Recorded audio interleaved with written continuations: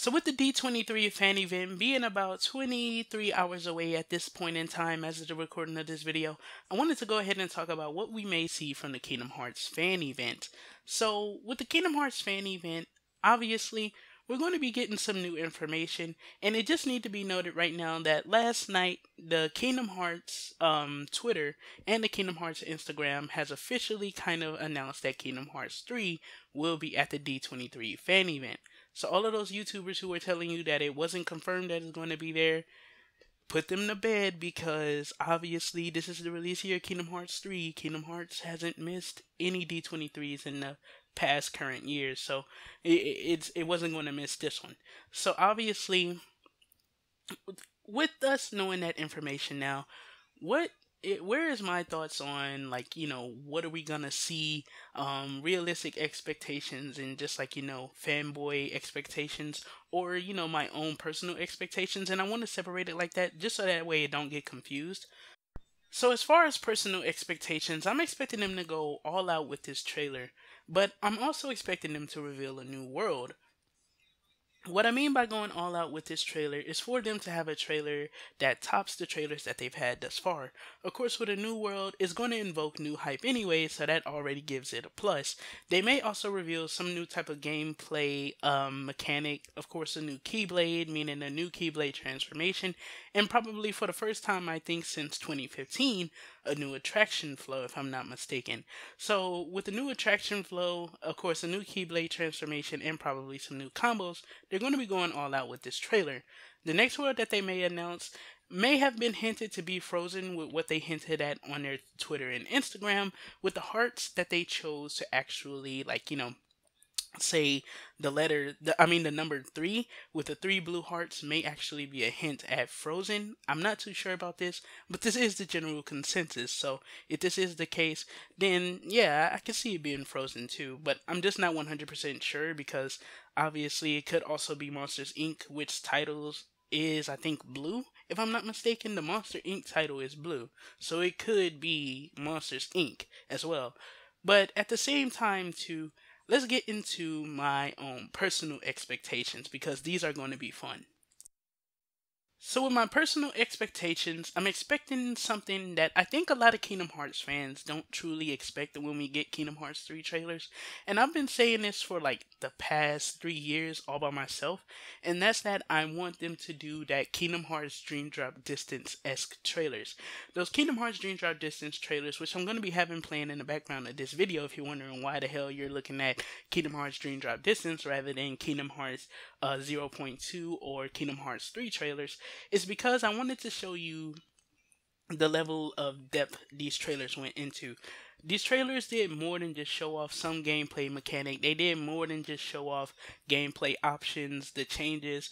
It did a lot of things. It discussed like the world build. They built up like things like the plot. They built up a lot of, like, of course, other stuff, man. They just put out a lot of plot lines and just left them there to dwindle and to be speculated about. I remember when I first got into Kingdom Hearts in 2009, and this subsequently came out, of course, 3 years later in Japan in 2012. I remember seeing these trailers in Japanese, and I remember seeing young Xehanort and thinking to myself, wait, what the fuck, is this Riku's father? And then I remember thinking to myself, but maybe this is actually young Xehanort. And then, of course, obviously, it got revealed to be young Xehanort once the Japanese people got their hands on it. And then, of course, obviously, we had everything that just went down with those trailers and how much they actually just left you to actually guess what was going to happen in this game.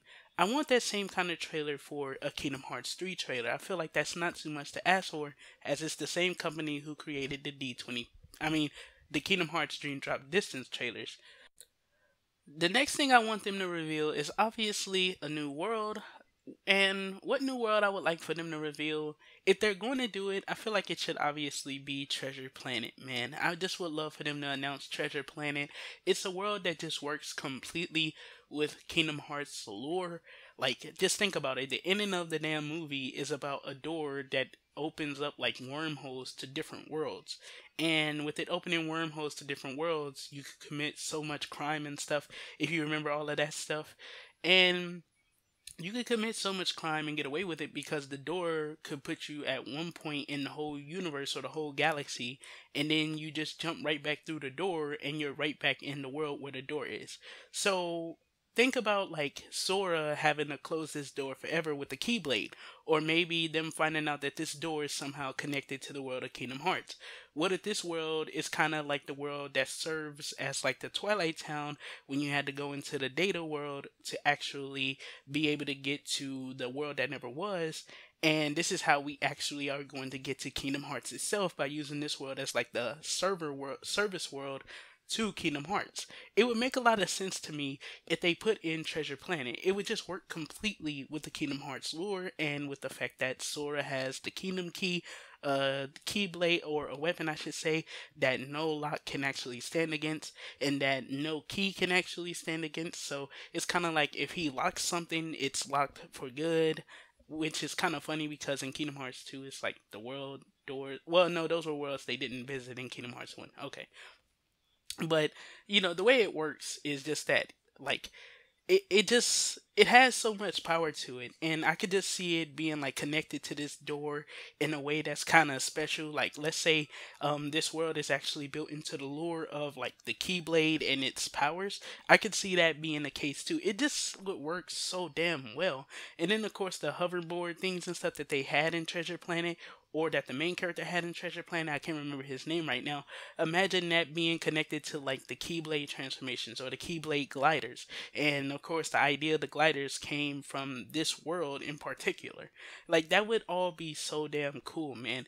But also, I would love for them to reveal a new attraction flow. We haven't had one since 2015, and I would just love to see a new attraction flow. It's been 2 years since we've seen one, and I'm hoping that they didn't do away with it and just aren't saying anything yet because they couldn't find a way to integrate all of those different attraction flows, and they instead switched it out with drive forms. Now, as far as the release date, which is another thing that a lot of Kingdom Hearts 3 fans are going to be worried about, do I believe they will announce the release date here at D23? Amaziah's final thoughts is yes, I believe they will give us the release date. But that's more so because of where I place Kingdom Hearts 3 in its release.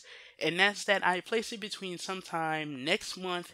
Yes, I believe they could release the game before the, or blah, blah, on the 31st, sometime before the 31st of next month. Yes, I do believe they could do that because of the fact that I feel like the voice acting has been going down for a lot longer than we expect.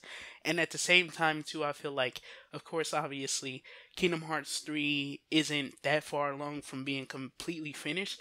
And we also had that Jose Alamo leak, that Jose Alamo's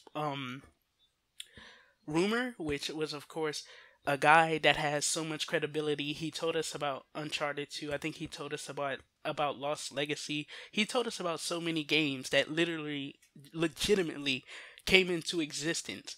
And there was no hint at them existing before he said anything about them. So, me believing that he would have some type of connection to someone within Sony, even if it's Sony of Mexico, because that's the country he stays in, even if it's Sony in Mexico, of course, obviously, they would have the information of when Square Enix is trying to drop this game. Believe it or not, they would have this information. So, because they have to, like, get the whole contract and the whole licensing and stuff set up. So, they know when this game is supposed to be released. So, I can believe that he would know.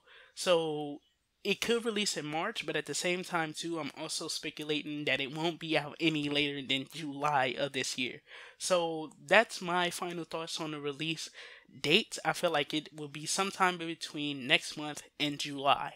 I don't think we're going to be waiting for no reason all the way until December of 2018 like some people, just to get our hands on a game that has already been developed on for almost 5 years now, or even longer than that, because I think the development of the actual game was developed back in, like, of course, I think it started back in like 2012, but I think it was in the planning phase in 2012. So that would make 2013 its whole first year of development, and that's why we was able to see actual gameplay at the end of the year. So other things I need to tell you guys is, obviously you may have realized there's some like weird stuff going on with my voice. That's because I actually caught the flu. So nice. Right when D23 was finna come up. And I'm still gonna work through it, man. I'm still gonna put out videos through it. But I just wanted to go ahead and let you guys know that that was what was up. And you may also be questioning, how could I say that the Kingdom Hearts Twitter and Instagram have kind of officially announced that Kingdom Hearts 3 will be at D23 Japan Expo. And that's because, of course, they've done this kind of before. If you remember at the end of Dream Drop Distance, the ending, the way how they announced that that game led directly into Kingdom Hearts 3 was by putting up the letters that says this leads into Kingdom Hearts, and then the way how they represented 3 was with 3 different characters. What they did here was represent the number 3 with three hearts. So they've done this before. It's like a kind of symbolism that they've been doing actually for a while. So yes, they are actually talking about Kingdom Hearts 3. I don't think there's any reason to doubt that, due to the fact that they've done this before. So let me know what you guys think about my personal thoughts, my expectations. Let me know you guys' expectations. And I hope that we get something good for D23 for all of the people who didn't get to go and attend the event. I love you guys. Stay awesome. This is being boy Amaziah. Don't forget to do a little A-class gaming and everything you do. Don't forget to keep it A-class. And I'm going to catch you guys in the next one. Peace the heck out.